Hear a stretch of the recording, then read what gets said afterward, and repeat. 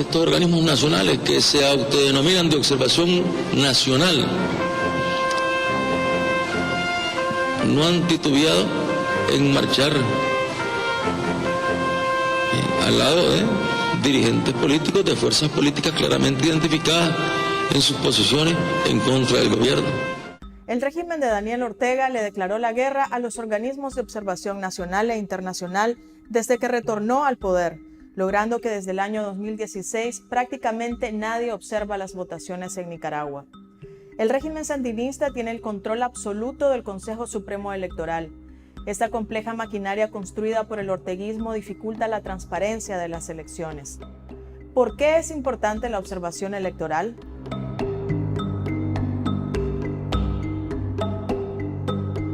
Especialistas afirman que Ortega no quiere ver ni en pintura a los observadores, porque los métodos técnicos que utilizan son capaces de desenmascarar un fraude. Si bien es cierto que las misiones de observación no tienen potestad para impedir el fraude, sí pueden disuadirlo, documentándolo de forma evidente. La presencia de observación nacional e internacional es fundamental porque brinda al electorado seguridad de que su voto cuenta y también endosa el proceso. Pero aquí viene lo grave. El grupo promotor de las reformas electorales explica que en la más reciente reforma a la ley electoral, Ley 331, se ha eliminado la figura de los observadores por acompañantes.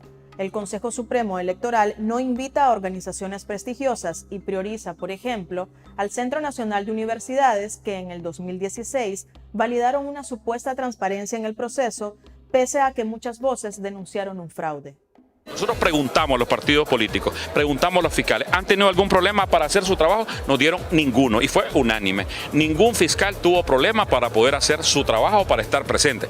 Ya la presentación de la lista de fiscales es una responsabilidad de cada partido político. Las misiones de observación aprobadas por expertos son el Centro Carter, la OEA, Unión Europea, Ética y Transparencia, entre otros organismos. Pero el régimen podría simular esta observación internacional que se le exige, invitando a la comunidad de estados latinoamericanos y caribeños, amigos de la pareja dictatorial, acción que para expertos sería grave para la transparencia electoral. El temor de que esto ocurra se debe a la iniciativa de reforma a la ley electoral, que solo lleva cambios superficiales y no como exigen los nicaragüenses y respalda a la comunidad internacional. Elecciones justas, transparentes y observadas.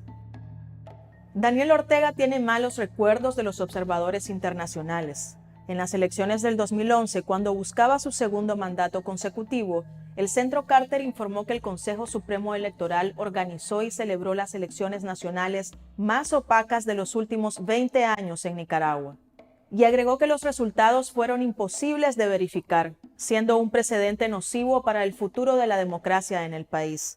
La Unión Europea también fue contundente sobre esas elecciones y afirmó que el proceso electoral estuvo dirigido por un Consejo Electoral muy poco independiente y ecuánime, que no ha cumplido con su deber de transparencia y colaboración con todos los partidos.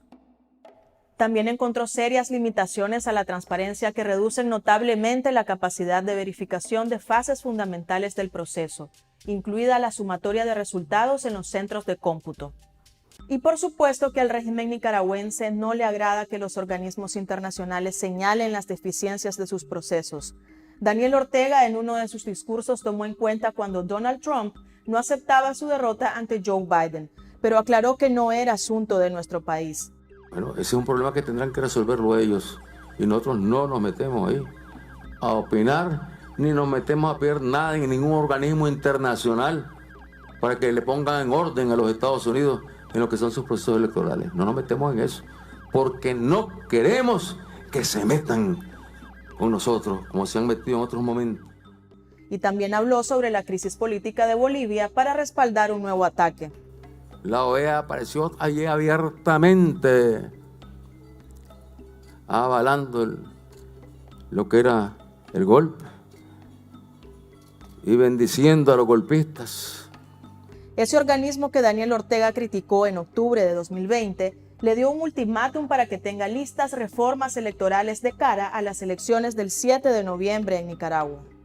El régimen dio los primeros pasos, convocó a elección de magistrados del Consejo Supremo Electoral y se introdujo a la Asamblea Nacional una iniciativa de reforma a la ley electoral, esta última rechazada por las organizaciones opositoras Alianza Ciudadana y Coalición Nacional.